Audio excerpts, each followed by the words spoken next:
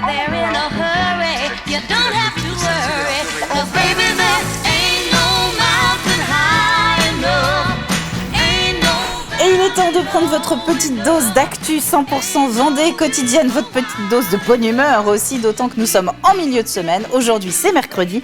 Nous sommes le 20 novembre et nous ne sommes plus qu'à, je ne sais plus ce que je disais tout à l'heure, à une trentaine de jours, je crois, de Noël. Bah oui, remarquez, 35 si on est le 20, plus 35, ça nous emmène au 24 décembre. Voilà, je dis ça, je dis rien, j'ai planté le décor. Dans l'actu, on ne parle pas encore trop des fêtes de fin d'année. En revanche, nous allons reparler de l'agriculture comme hier, puisque c'est parti pour 3 jours de tech élevage à La Roche-sur-Yon, 12e édition de ce salon de l'agriculture vendéen, un salon organisé dans un contexte un petit peu particulier. Les tensions sont encore vives dans le secteur agricole. Nous sommes donc allés à la rencontre des exposants pour recueillir leurs impressions face aux accords de libre-échange et autres défis rencontrés actuellement par la profession. Apiculteur, c'est peut-être votre métier ou c'est peut-être votre passion. Dans tous les cas, êtes-vous bien à jour de déclaration? Toutes les ruches doivent être recensées chaque année. Vous avez jusqu'au 31 décembre pour le faire. Dans le journal, dans quelques instants, nous allons essayer de comprendre à quoi cela sert. Et puis...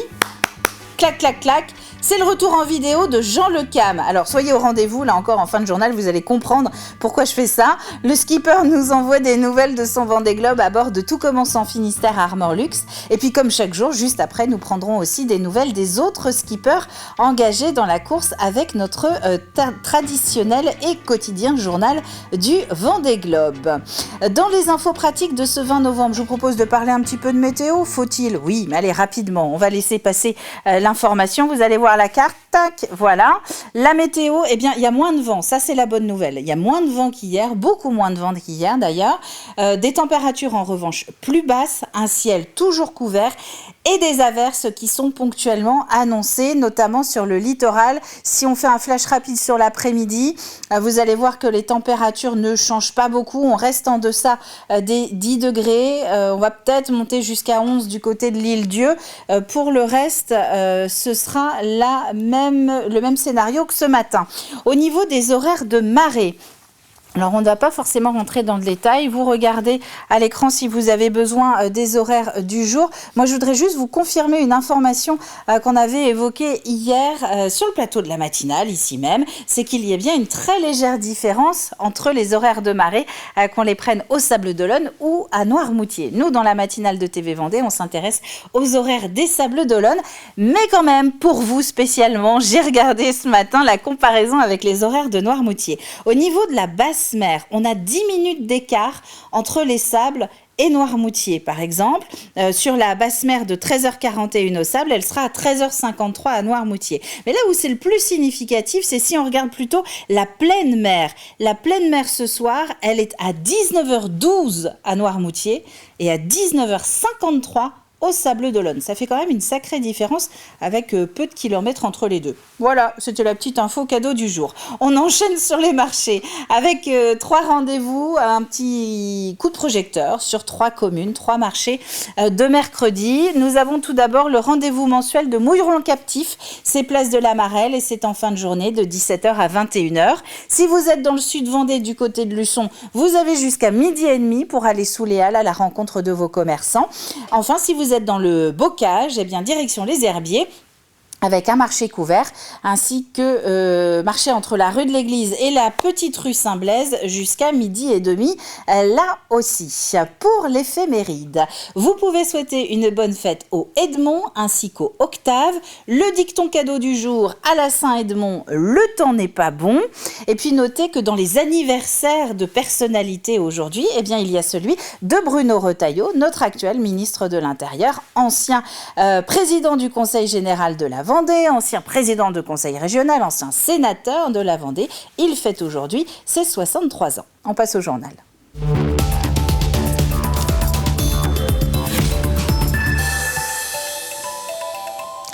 Le 12e Tech Élevage s'est ouvert donc hier à La Roche-sur-Yon dans un contexte un peu particulier. Quelques heures avant, une partie des agriculteurs vendéens manifestaient contre les accords de libre-échange à Fontenay-le-Comte, Saint-Gilles-Croix-de-Vie ou encore La Ferrière. Vous pouvez retrouver d'ailleurs le reportage sur tvvendée.fr, tandis que d'autres essayaient de rattraper le retard dans les champs à cause de la météo. Le salon, lui, Tech Élevage, dure 3 jours et dans les allées, on cherche à préparer des lendemains un peu plus sereins. Florian Wozniak. L'esprit n'est pas aux manifestations au salon Tech Élevage au parc des expositions de La Roche-sur-Yon. Et pourtant, lorsque l'on interroge les agriculteurs venus pour l'occasion, des doutes subsistent quant à l'avenir de leur profession. C'est vrai que les accords du Mercosur par rapport à la production viande, bovine ou hors sol sont plus inquiétantes que pour la production laitière. La viande qui va venir d'Amérique latine pour être compétitive chez nous avec de la viande à 6 € et de la viande qui va être importée à 3,5 ou 4, je ne sais pas comment les gars vont faire. Il va falloir que le consommateur fasse vraiment des choix s'il veut manger français ou mondial. Alors ce salon est également l'occasion pour les agriculteurs d'envisager des solutions. Aujourd'hui, il faut qu'on discute de notre métier. Il faut que le citoyen lambda puisse être informé de ce qui se passe en réalité dans l'agriculture. Il faut que ce soit nous, les agriculteurs, qui communiquions sur ce qui se passe aujourd'hui, qu'on puisse montrer la réalité du terrain et qu'on arrête d'avoir des on-dit et des on pense que. Non, il faut qu'on montre aujourd'hui ce qui est et il faut que vraiment aujourd'hui les agriculteurs se montrent et disent les choses. Et il ne faut plus qu'on reste caché dans l'ombre. Et selon certains, c'est peut-être par la technologie que pourrait venir le salut de la profession. Pour l'évolution et pour le demain, je pense qu'on y viendra et on y passera obligatoirement dans le sens où il faudra rester compétitif. Et oui, demain, en termes de temps, en termes de gain d'argent, on y trouvera des bénéfices dans ces technologies. Et je pense que c'est surtout le temps. Nos agriculteurs, ils ont de moins en moins le temps et il faut leur en faire gagner au maximum et ça passera par des nouvelles technologies, ça c'est sûr. En attendant, de nouvelles mobilisations sont prévues dès ce mercredi 20 novembre avec un blocage par les agriculteurs du fret alimentaire partout en France. Un mot également de ce coup de vent qui a balayé la Vendée hier. Ça n'a pas été sans conséquence. Quelques arbres sont tombés sur la voie publique. Les pompiers vendéens ont comptabilisé autour de 200 appels en lien direct avec l'événement. Ils sont intervenus une quinzaine de fois. La Fédération nationale des combattants républicains était au collège lundi, au collège Édouard Herriot à La Roche-sur-Yon pour remettre son drapeau à la classe défense de l'établissement. 23 collégiens de 3e qui ont opté pour ce projet pédagogique qui prend la suite en quelque sorte du parcours du civisme. Il permet aux volontaires de mieux comprendre les moyens de défense français et les enjeux de sécurité nationale. Il existe 9 classes de ce type en Vendée. Déjà, ça a du sens pour eux. Donc on n'est pas simplement là pour agiter un drapeau, c'est vraiment aussi comprendre que l'engagement républicain, aujourd'hui, peut-être plus que jamais, ça a du sens, c'est quelque chose d'important dans le monde un petit peu trouble dans lequel on vit aujourd'hui.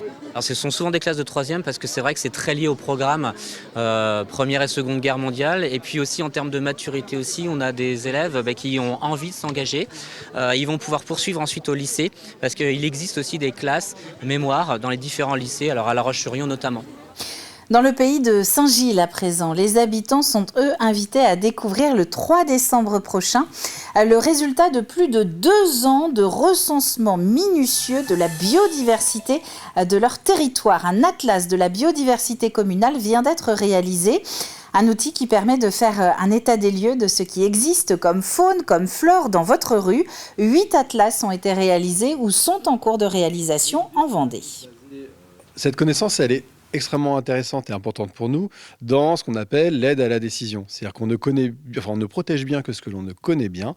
Et donc, si on a une connaissance assez fine des enjeux de biodiversité secteur par secteur, que ce soit dans nos actions d'aménagement, dans l'urbanisme de la ville, dans les actions autres qu'on va pouvoir engager, on va pouvoir prendre en compte cette biodiversité de façon éclairée. On a la main dans nos territoires, on a la main là-dessus, on peut encore faire quelque chose. Et donc cette soirée, on fait venir un scientifique qui va nous dire comment la biodiversité peut nous aider dans le réchauffement climatique Et on aura Cyril Dion qui va venir nous expliquer qu'ensemble, on peut toujours réussir à faire quelque chose. Et donc, pour nous, le point le plus important de la soirée, c'est ça. C'est on peut agir chez nous positivement. Et la biodiversité, c'est la chance, le moyen, en fait, de résoudre une partie des problèmes qui vont se poser. Et rendez-vous donc le 3 décembre à la MFR de Saint-Gilles-Croix-de-Vie pour la restitution des recherches. Elle se fera en compagnie de l'écrivain-réalisateur Cyril Dion et de l'écologue Philippe Grandcola. Alors en matière de biodiversité, le rôle des apiculteurs n'est plus approuvé. Ils accompagnent la pérennité des abeilles et on estime que ces abeilles pollinisatrices sont directement responsables de la reproduction de 80% des espèces de plantes dans le monde. Mais si vous avez une ou plusieurs ruches chez vous, est-ce que vous saviez qu'il faut les déclarer? Nous sommes en pleine période de recensement. La campagne s'arrête le 31 décembre. Grégoire de Châtillon. Paul Blaiseau consomme beaucoup de miel. Il y a une dizaine d'années, il se dit qu'il pourrait avoir ses propres ruches et faire soi-même son propre miel. Un jour, mes filles m'ont dit, vu la quantité de miel que tu consommes, tu devrais avoir des ruches. C'est de là que c'est parti. Aujourd'hui, cet apiculteur amateur est propriétaire d'une vingtaine de ruches sur un terrain familial dans la commune de Némy. Et comme tout apiculteur, qu'il soit professionnel ou amateur, Paul Blaiseau est tenu de déclarer le nombre de ruches qu'il détient ainsi que leur emplacement. La déclaration de la ruche, c'est la loi. La déclaration, c'est une fois par an. C'est un document à remplir avec le nombre de ruches, le numéro d'api, et puis c'est fait une fois pour toutes. On n'a pas besoin d'y revenir. Au niveau de la paperasse, ça reste relativement simple et tout. Il n'y a pas de recherche, il n'y a pas de cotisation, il n'y a rien de financier. Une seule ruche au fond de votre jardin doit également être déclarée. Les conditions d'implantation des ruches pour le département de la Vendée sont définies par un arrêté préfectoral. Par exemple, entre la voie publique et les propriétés voisines, 10 mètres de distance sont à respecter. À 100 mètres de distance, si ces propriétés voisines sont des hôpitaux, des écoles ou des terrains de sport. 50 ruches dans un lotissement, non, c'est pas possible. Quand on est dans une conjoncture comme moi ici, avec pas d'habitation tout autour, c'est plus simple qu'une ruche dans le jardin ou dans un lotissement avec des gens qui risquent de se faire piquer ou quoi que ce soit.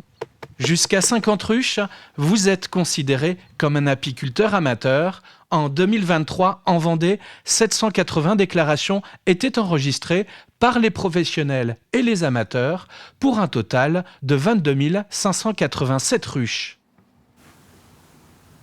À l'approche des fêtes de fin d'année, voici maintenant peut-être une inspiration pour les cadeaux. Le 3e tome des chansons maritimes en Vendée vient de sortir. Après un premier recueil qui balayait ce patrimoine oral entre le 16e et le 19e siècle, puis un second consacré au 19e, eh bien voici la suite contemporaine. Elle s'intéresse maintenant au 20e siècle. 188 chansons d'auteurs professionnels, mais aussi de marins eux-mêmes pour décrire le quotidien, notamment à bord des tonniers. Le 12 septembre dernier, le ministère de la Culture a reconnu le chant de marin comme étant un élément du patrimoine national, du patrimoine culturel immatériel. D'abord, ça représente une partie de l'élite, les décideurs jettent un autre regard. Pour nous, c'est un autre regard que va porter une partie de la population. Et la population elle-même va se retrouver reconnue comme étant porteuse d'un patrimoine. Et c'est un travail d'Arexpo, l'association de recherche et d'expression pour la culture populaire en Vendée. Avant de retrouver en détail le journal du Vendée Globe dans quelques instants, je vous propose de prendre des nouvelles de Jean Le Cam. Avec son IMOCA à dérive, il a tutoyé pendant plusieurs heures la tête du classement de cette 10e édition du Vendée Globe. Le retour du vent favorisant plutôt les foilers, le voilà maintenant rétrogradé ce matin à la 13e place. Mais hier, il a envoyé quelques nouvelles. Voilà, là on est sous spi, on tire un bord vers l'ouest, encore pendant 1 heure ou 2. Alors clac, clac, clac. Donc voici, voilà. Donc là on doit être second, et puis évidemment Les bateaux de l'Ouest font d'un bord direct, donc on a mangé notre pain blanc, on va dire, et bon, voilà. Donc après, on a vu quoi? On a vu des poissons-lunes, on a vu... Qu'est-ce qu'on a vu d'autre? Des poissons volants, là en veux-tu, en voilà. Des dauphins aussi. Et là, on marche à 18 nœuds, donc tout va bien. On se décale assez facilement dans l'ouest pour attaquer le poteau noir. Allez, je vous embrasse tous, je vous fais un dernier clac, clac, clac. Voilà, un petit panoramique.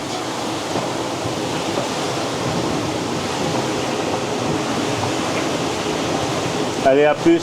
Ah, on termine sur ces images de cockpit. Les plus observateurs auront peut-être aperçu à l'intérieur du bateau la peluche qui a été embarquée par Jean-Paul Rouve dans la vallée des Fous. Si, faites-moi confiance, regardez le replay de ce journal.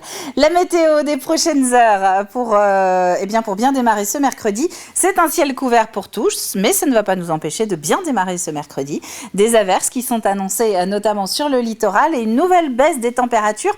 En attendant demain, mais alors là vraiment je m'avance avec précaution, vous avez peut-être entendu, demain jeudi il va faire tellement froid, notamment sur la frange est de la Vendée, aux confins des Deux-Sèvres, qu'il pourrait y avoir quelques flocons. Mais on verra demain matin, on en reparle. Nous allons maintenant passer à la deuxième partie de cette matinale et revenir donc au quotidien de la course du Vendée Globe.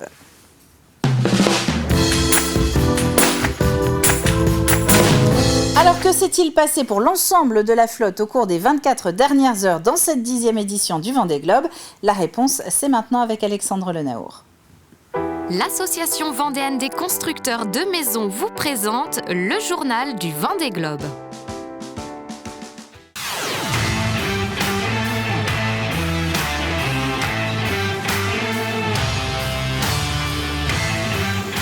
En ce 10e jour de course, la majeure partie des skippers reste positionnée à l'ouest de l'archipel du Cap-Vert. Englué dans une zone de vent faible et instable ces dernières 24 heures, le jeu de l'élastique a continué pour l'arrière de la flotte, toujours à la poursuite du groupe de tête. J'essaye de théoriser les choses et j'essaye de faire corréler les choses avec ce qui se passe sur le papier, les cartes, etc. Mais jusque-là, il y a quand même une bonne partie de feeling parce que j'arrive pas à en sortir quelque chose de cohérent. J'ai l'impression que toutes mes routes commencent à converger un peu. Ça fonctionne à coup d'élastique. Je trouve ça plutôt rigolo dans ces moments-là où je reviens sur ceux de devant, mais j'avoue, je trouve ça moins rigolo quand ceux de derrière reviennent et où ceux de devant repartent. Ce mardi après-midi, Sam Goodchild a repris les commandes du classement provisoire, occupé jusqu'alors par Jean Le Cam. Sur le flanc est, le skipper de Tout commence en Finistère, Armor Lux, poursuit sa descente entre le Cap-Vert et les côtes africaines et a empanné lundi soir en mettant le cap au sud-ouest. L'horizon dégagé côté est, la situation s'est aussi nettement améliorée à l'ouest. La zone de vent faible là, elle est bientôt terminée. Je pense qu'elle est matérialisée par les nuages. Là, tic, tic. Donc j'y suis presque. Après les grains et la pétole, la tête de la flotte ouest profite des alizés au sud de la latitude du Cap-Vert. Résultat, les premiers naviguaient à une allure de 21 à 24 nœuds en milieu de journée. Depuis ce matin, là, le bateau progresse à 20, là on est à 25, 26, 27, 28. On avance quand même pas mal.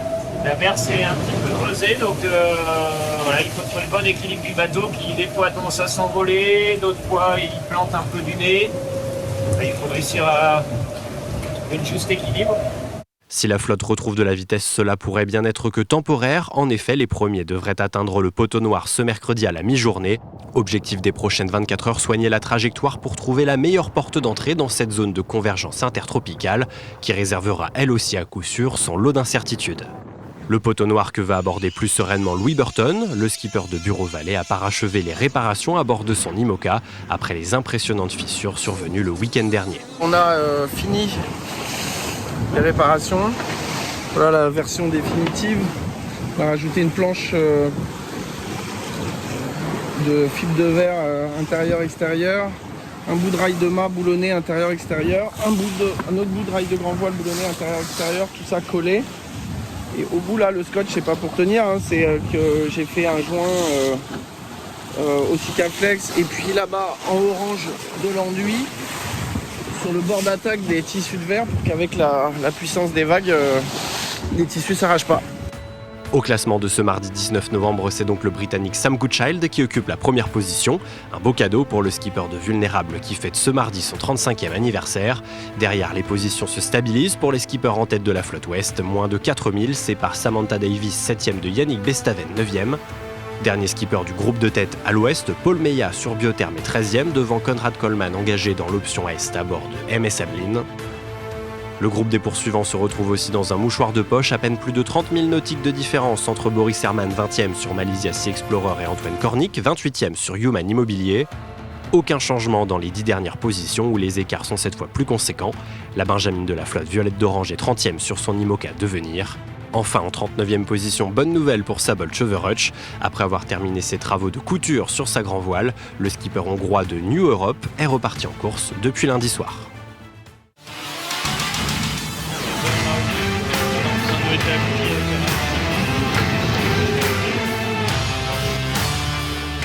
C'était le journal du Vendée Globe par l'Association vendéenne des constructeurs de maisons. Et il y a eu un petit peu de changement depuis l'enregistrement de ce journal hier en fin de journée au niveau du classement. Sam Goodchild est toujours en première position au classement de 7h ce mercredi matin. En revanche, donc on l'a vu, Jean Le Cam a dégringolé de la 2e à la 13e place. Derrière Sam, on retrouve Sébastien Simon du groupe du Breuil en 2e position, suivi de Johan Richaume et de Charlie Dalin. Le prochain point, c'est en milieu de journée. En quelques images et en quelques mots, la chronique ciné du jour, vous allez pouvoir la retrouver sur tvvendée.fr dans la rubrique matinale. Dans mon ciné nous emmène cette semaine dans les coulisses du cinéma Le Concorde, de l'ancien Concorde, celui de la rue Gouvion à La Roche-sur-Yon. Notre guide, eh bien, vous entendrez l'historien William Chevillon qui a publié un livret pour retracer l'histoire de ce site. Et ce livret, 110 ans de cinéma rue Gouvion de William Chevillon, eh bien, il est disponible notamment à la librairie Agora de La Roche-sur-Yon ou directement auprès de l'auteur. On passe à l'extrait du jour.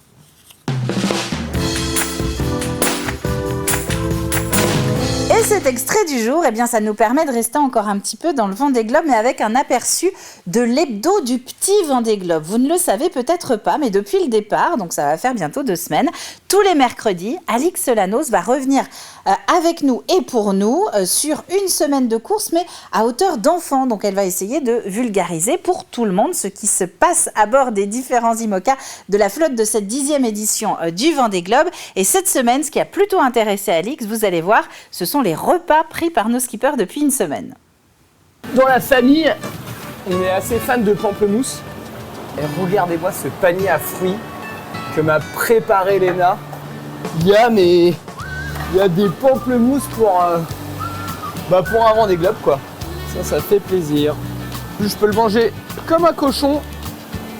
Je suis tout seul. Voilà, ça a cuit. Dans le citron, ça a l'air trop bon. Ah ouais, meilleur que le truc en boîte. Parfois en mer, c'est vraiment difficile. Et puis parfois, on peut pas dire qu'on soit malheureux. Petit avocat. En terrasse. Attends, je remets le col quand même. Faut rester un petit peu classe. Ouais. Surtout quand vous allez voir ça. Une espèce d'envie d'un coup, d'un seul, de goûter. De la copa préparée par mes potes Bernard Cuisinier de France. Et puis la gage vendéenne. Et en fait, ça fait un petit goût sucré-salé, quoi. Enfin, j'avais envie de ça. Voilà, c'est rigolo. Alors maintenant, à nous de tester, si vous voulez, la Copa brioche vendéenne, cette nouvelle recette donc d'Antoine Cornick. Vous allez pouvoir retrouver bien d'autres extraits de Skipper dans ce petit Vendée Globe tout le long de la journée sur TV Vendée ainsi que sur tvvendée.fr. Et le prochain numéro, eh bien, c'est mercredi prochain et ce jusqu'à la fin des vacances de février. On va pouvoir passer tous nos mercredis en compagnie des skippers et avec Alix Solanos. Un petit mot, non, un grand mot même maintenant, du jeu de la matinale.